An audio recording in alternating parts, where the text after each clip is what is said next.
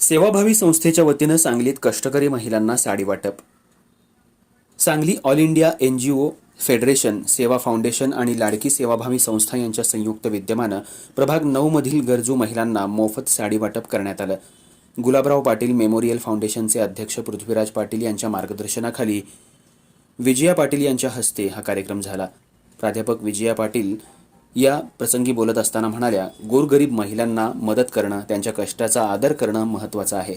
कष्ट करून घर चालवणाऱ्या महिलांचा सन्मान व्हायला हवा, त्यांच्या कष्टाला आधार मिळायला हवा.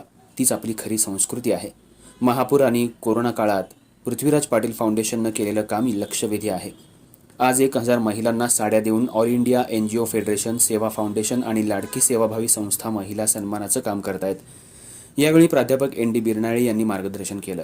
अल्ताफ पेंडारी, प्रशांत माने, इरफान केडिया यांच्या कामाचं कौतुक केलं. सुहास वांजुळे यांनी पृथ्वीराज पाटील यांच्या भूमिकेचं स्वागत केलं. स्वागत आणि प्रास्ताविक प्राध्यापक ND बिरनाळे यांनी केलं. अल्ताफ पेंडारी यांनी आभार मानले.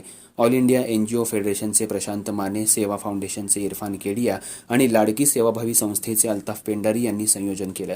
सुभद्रा गोरे, भारत दुधाळ, प्राध्यापक गावडे, स्नेहल गौंडाजे, बिल्किस केडिया, सुहास वांजुळे यावेळी उपस्थित होते.